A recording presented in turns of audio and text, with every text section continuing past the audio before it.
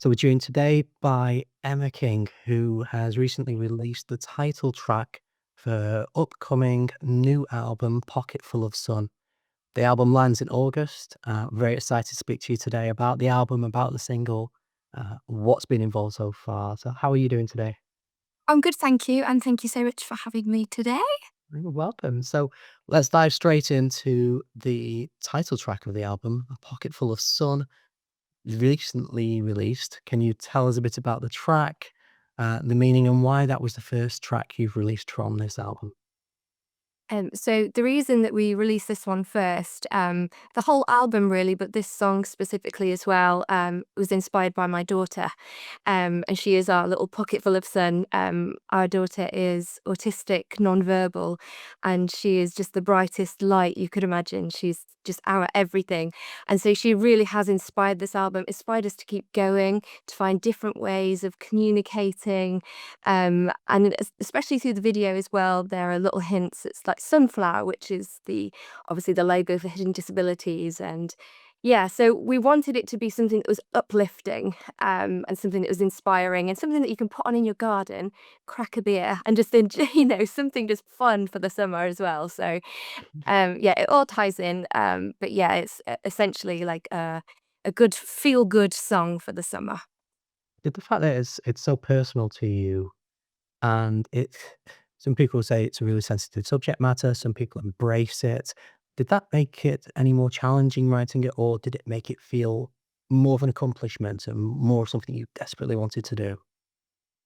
Yeah, I think it's something that we feel needs to be spoken about. I feel like there's a lot of misinformation and just before it became our world, and our daughter was diagnosed, I didn't know that much about autism, and I don't think you do until it becomes your everyday and the challenges that you kind of face every day.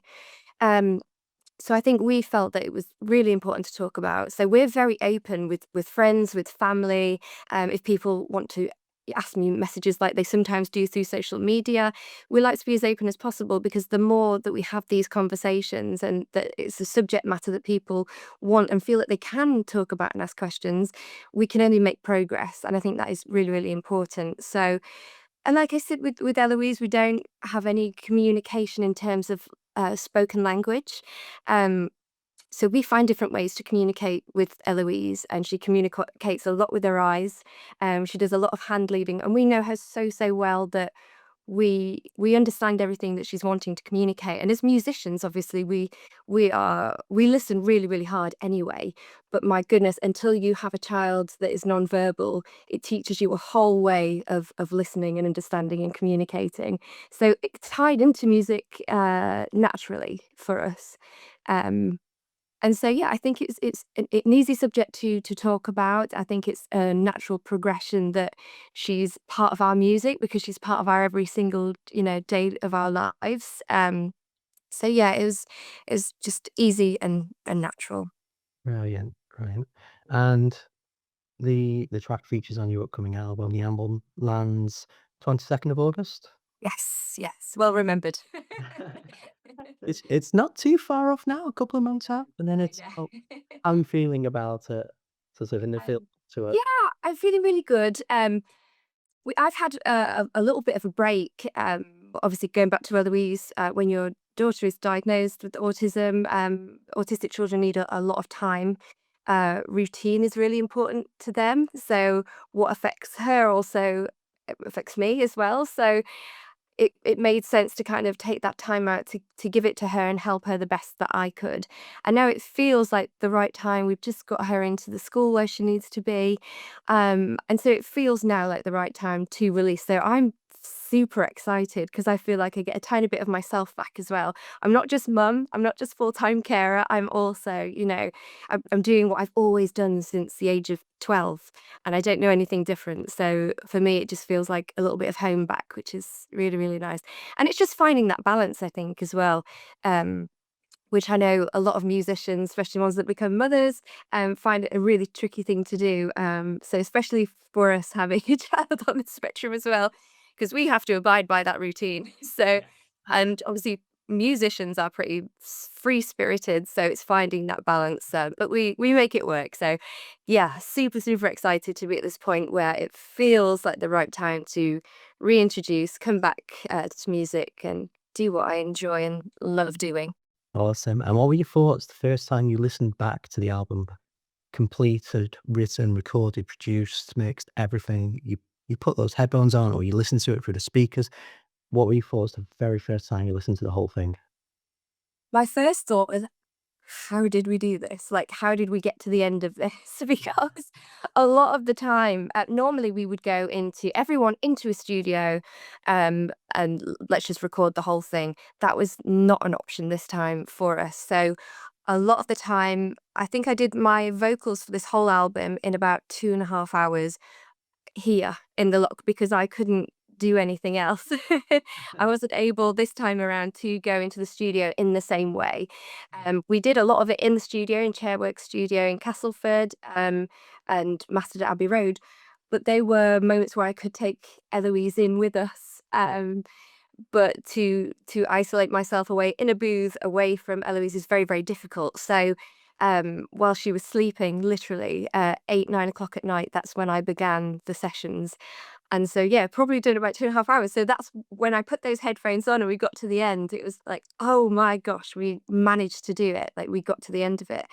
And I'm so proud because, to go through everything that we've gone through this last 3 years and to just hold something, yeah, I feel proud of ourselves, and also that Eloise has inspired it as well, just feels extra special, really special. So I am genuinely so proud of this one, just to have got it out of the door, Mark. Really? Oh, excellent. And sort of the sound and the feel of the album, how does that compare with your previous releases? I think this time there's a little more maybe country instrumentation on this one. So when I first began and first started singing at 12, 13, country was my everything, my world. And I listened to Johnny Cash, Dixie Chicks, and I loved pedal steel and I love violin. And I thought, right, if we're going to do this, I want some of that back. Like, I want some of the things that I genuinely loved when I first started to play music. So, we have violin on there, we've got pedal steel, and it's just, yeah, hearing those sounds, it's just that real nostalgia for me. Um, so, yeah, I've lost track of what you asked. I've just gone off on a tangent. Oh, that's cool. No, I was just asking about the sound of it, comparing with your previous releases, but yeah, nailed it.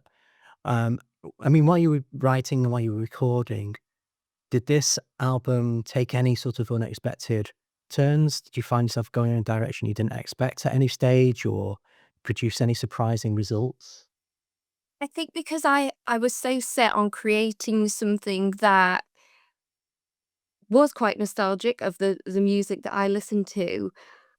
I think it did turn out the way that I wanted, which is not always the case with albums, actually. I think I've got to the end of something and thought, oh, okay, I think I've gone, slightly to the left there and I need to, rein it in.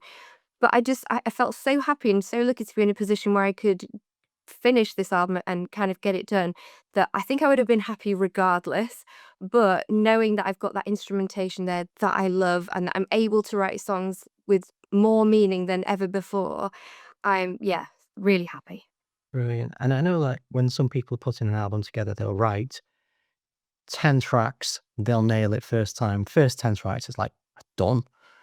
Other times it's 30, 40, and a lot of them don't make the cut. How did that work with you?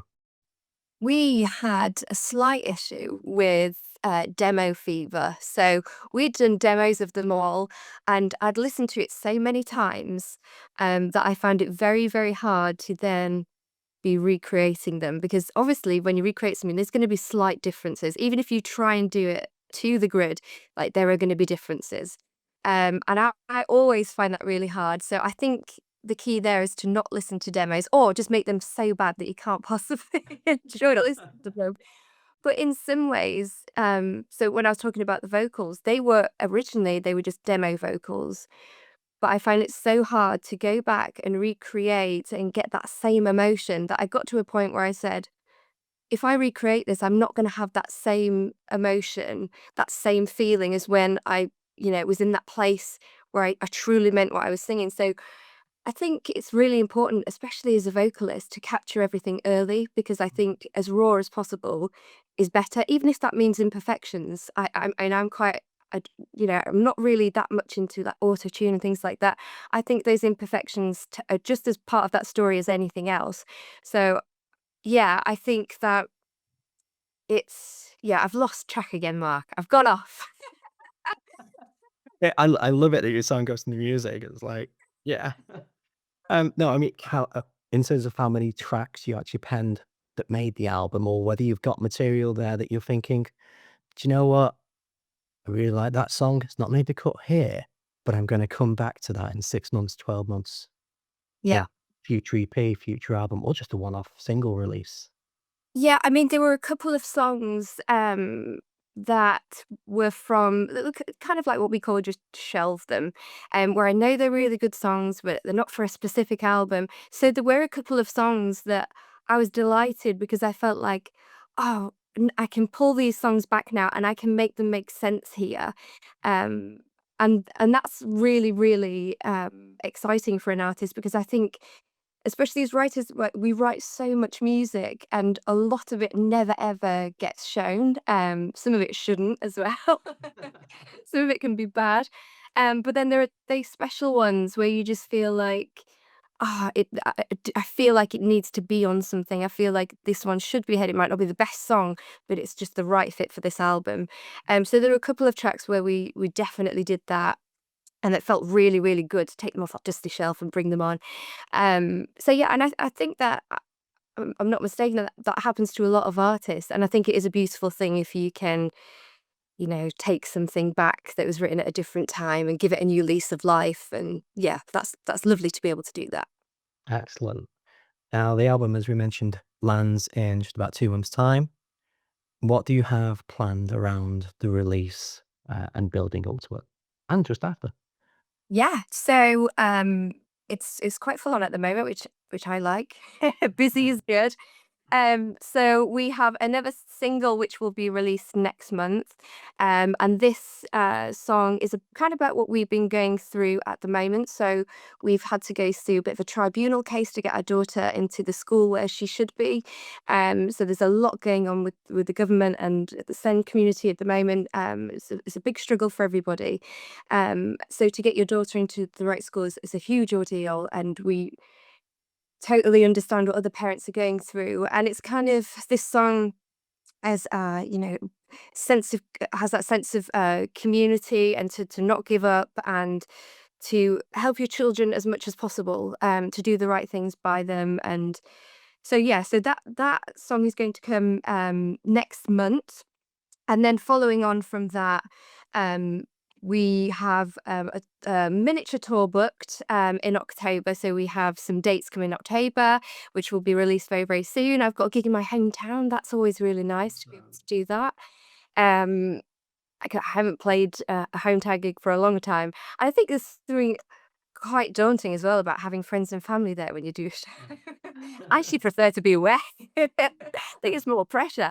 So yeah, we have lots more videos and tours coming, and I'm excited just to keep writing as well. And having that extra time, um, because my daughter starts school in September, which means I'll have all this extra time I won't know what to do with. So it'll be really nice to hide up here and create some more music and find myself. And yeah, it's a privilege really, but to be able to get to do this and release music. So just as much of it as possible in my lifetime is the goal. Perfect. Well, brilliant. Emma King, thank you so much for your time. We can't wait to hear the album in its entirety, and good luck with the release. Thank you so, so much. And thank you for your time as well. It's been nothing but a pleasure. Thank you. Thank you.